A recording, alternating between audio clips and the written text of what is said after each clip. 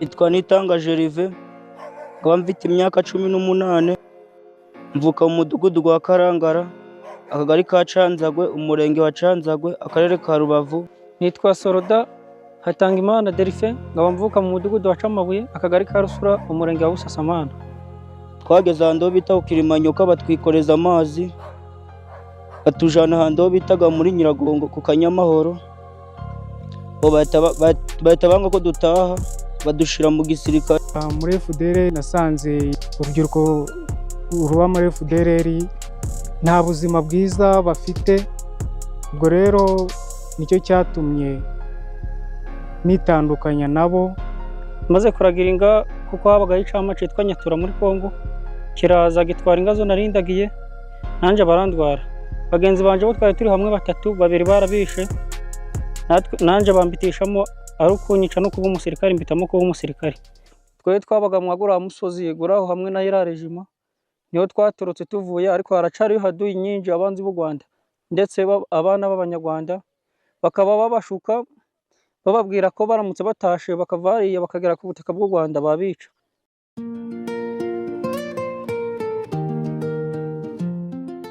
Nitwa Soroda Hatangimana Delphin, nkaba mvuka mu mudugudu wa Camabuye, akagari ka Rusura, umurenge wa Busasamana. Nkaba mfite imyaka 21, nkaba narakoreraga mu cama c'Abazalendo Ikilimanyoka kwa General Mbokani. Nkaba naragiye mu gihugu ca Kongo ndagira inga, maze kuragira inga kuko habagaho icama citwa Nyatura muri Kongo, kiraza gitwara inga zo narindagiye, nanje barandwara. Bagenzi banje bo twari turi hamwe batatu, babiri barabishe, nanje bambitishamo ari ukunyica no kuba umusirikare, mbitamo kuba umusirikare. Tukaba twarakoreraga mu cama citwa Abazalendo kwa General Mbokani. Tukaba twarigiye ifunzo Ikilimanyoka, ari byo bita seyi. Twari twarize turi abasoda 300, bakaja baratumita mu maburigade gatandukanye. Nje nzigarana na komanda mu eta majoro ya Mbokani. Ngaba narabaga kwa komanda Thomas, ari wabaga komanda kije wa General Mbokani. Nabaga escorte ye, akaja arangurira amateni no kugendana nawe rimwe na rimwe mu gihe cagiye ngewe mu rugo. Bakaba baratubwiraga yuko tugomba kurwanya igihugu cacu c'u Rwanda, tugwana naye mu vetro bayishinja ngo niyo ngo n'Abanyarwanda bo tugwana nabo. Arangije bakaja batubwira ko tugomba kuja turahura n'umuntu ico afite tugakimwaka, kugira ngo tubone uko tubaho ku buryo twabona isabuni cyangwa n'ibindi bintu bitandukanye. Indambara nagiyeho ni indambara imwe, kubera kenshi na kenshi nje nasigaraga ku Kivera ce, nagiye ku ndambara imwe hano ku Kanyamahoro. Twagwanaga iyo ndambara turi mu FDLR na FARDC natwe Bazalendo, kuko bapangiraga hamwe twese, bakavuga ati nimba twewe ibatayo yacu ariyo iri bukubite imbere, FDLR kaza kuturamburase na FARDC nimba iraza kubaramburase nayo ikaza kubaramburasa, kaza kubatsimbura. Kubera ko minisiyo zose, amasasu n'ibyo kurya byavaga muri FARDC n'izi mbunda zikomeye zo kuturasira inyuma. Nibwo nabonye ko ubuzima bubi bwo turimo, ari mu Kivera njyamye, genda negeka imbunda ye imwe, yindi nja kureba bagenzi banje kuko twari twaganiye ko turi mu buzima bubi, ko tugomba gusubira mu gihugu cacu, kuko twavuganaga n'abavyeyi.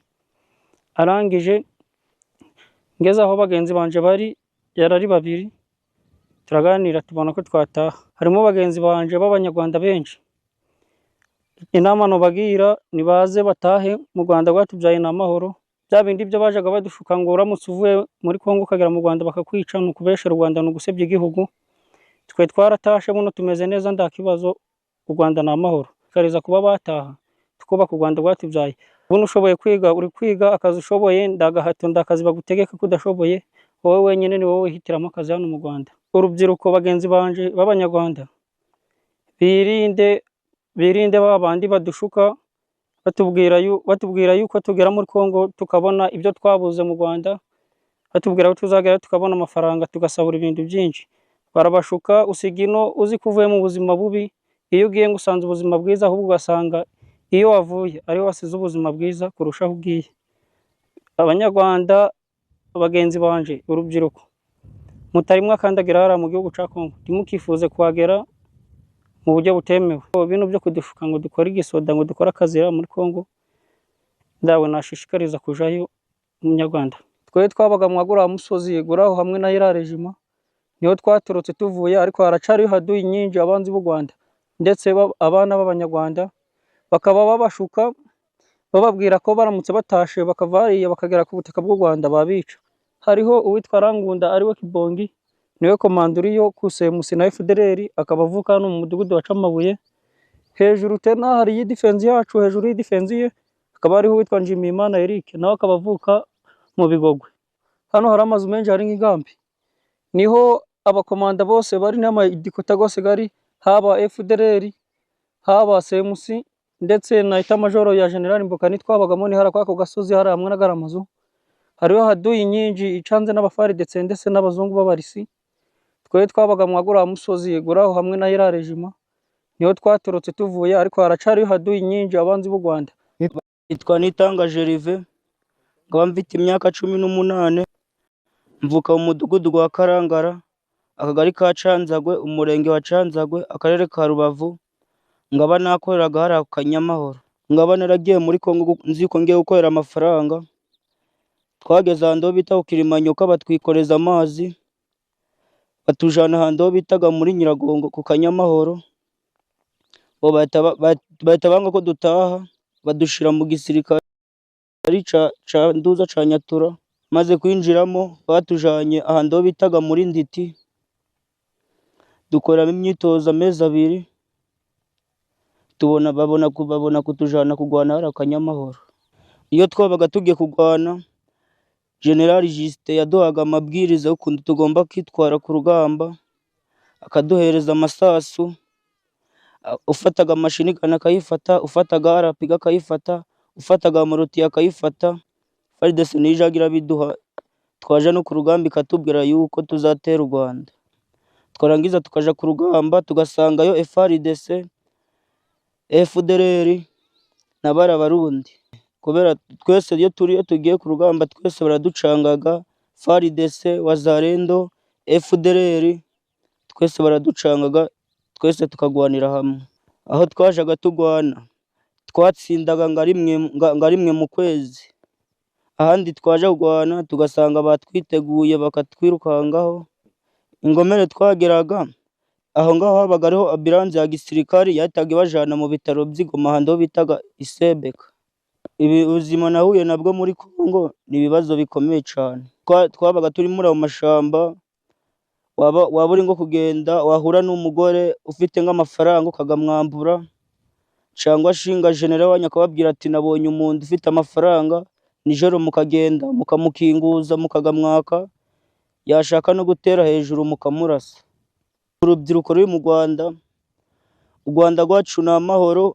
Kuja muri Kongo ni ukuba wijanye mu rupfu mu muriro, ahubwo iciza bakomeza kuba mu Rwanda bakiga amashuri bagakorera u Rwanda. Twa Soldat Ishimwe Patrick, nkaba naraturutse mu cyama cya FDLR, nkaba narinjiriye icyama ahitwa Ikibirizi, ni muri Rucuru. Amafunzo nayakoreye aho bita Imuvo muri Masisi. Twize turi abasirikare 200 b'amayinite agiye atandukanye ariko ya FDLR. Twakoze amafunzo amezi 3. Rero twarasohotse bagenda badushyira mu mayinite atandukanye, banshyira mu inite yitwa Gorani Zerode iyobowe na Lieutenant General Byiringiro Victor.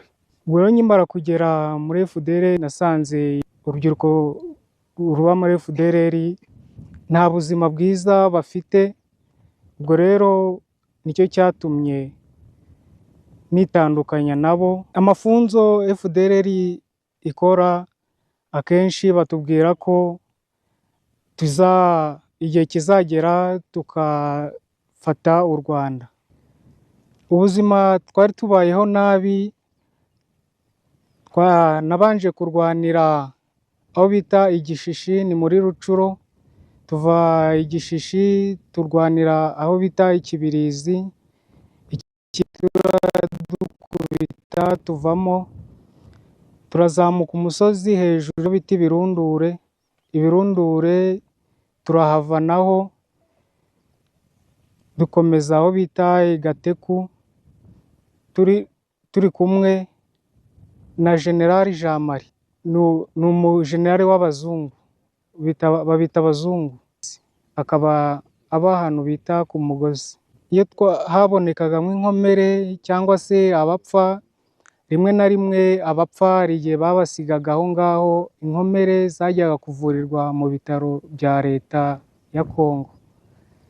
Ubwo rero babavuriraga hamwe, yaba FARDC, yaba Bazalendo, yaba FDLR, bose inkomere zavurirwaga hamwe mu bitaro bya guverinoma.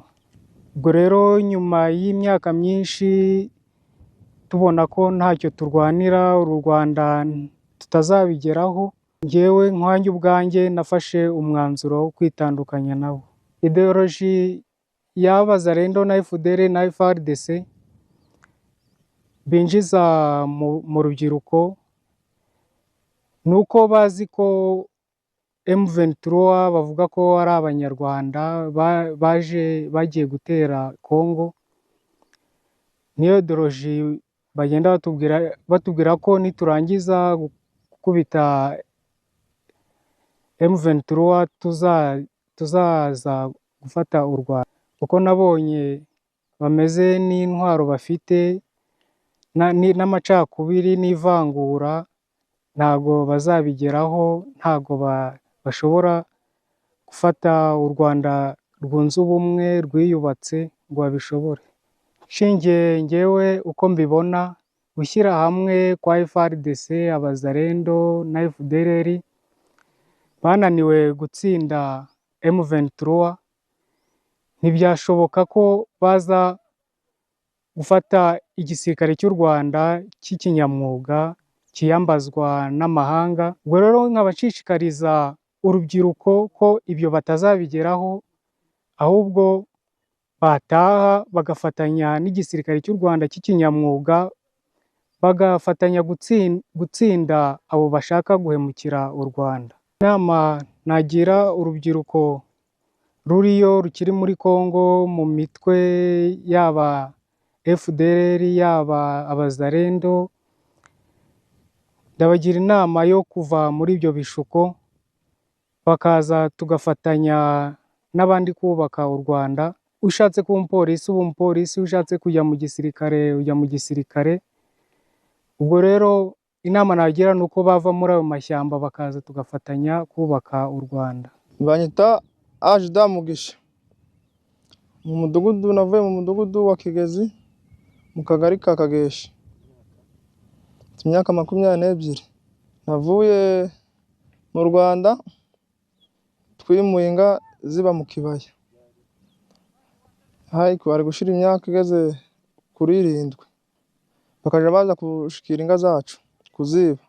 Tuja mu Bazalendo mu gisirikare cya Kongo, tugira twebura ngo tugiye mu gisirikare kindi uzo twakibona abasoda twagira ngo n'abasoda, naho ikibishe ari amacakubiri.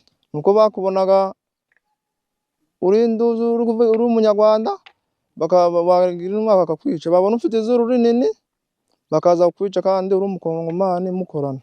Hari uwo twabanagaho bitaga General Adaranga. Adaranga baravuze ngo akorana n'u Rwanda kandi ari umusoda akorana akorera muri Kongo, akorana na Mbokani. N'uwitwa Dasora twari dufite umu-PMF nawe baza kumufunga gutyo bamujana gutyo, nawe bamugezeho baravuga ngo ni umututsi. Akabira gabo twe turebye kari birebire kugenda batuvangura baducagura, bahugeraho uri umuturage bareba ukundi kubusa bakifuza ko bagurute ko bakumerera nabi.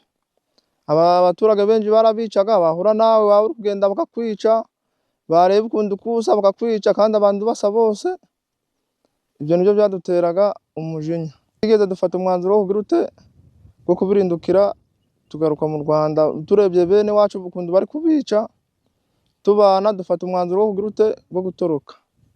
Narindi Chief Escort wa General Mbokani, tukaba twarabaga ahantu bita ku Kilimanyoka. Operation babaga bapanze operation y'ibijanye n'imirwano, Kirimwami agatuma kuri General Mbokani, nanjye wari Chief Escort we, tukagenda duherekeje General bagahamagaza imitwe yose y'inyeshamba, ikaza abakuru bose b'ishamba bagahurira he kwa Cirimwami. Kariya gasozi ka Kanyamahura karimo abana b'iwacu benshi, aba PMF bose baba hariya na komanda ndetse ubamo bita Bahuma nawe nanu hano iwacu, ukamanuka ukazamuka ukagera aho bita muri Nditi Tayiga, ukamanuka ukaza hano kwa Mama Olive kwa Gaswayiri, hakabamo abitwa ba Didi, bose ni abana baho ngaho, abitwa ba Nize, hari abana benshi cyane babaho ngaho, barashaka bose bagira ute bafata umwanzuro wo gutaha.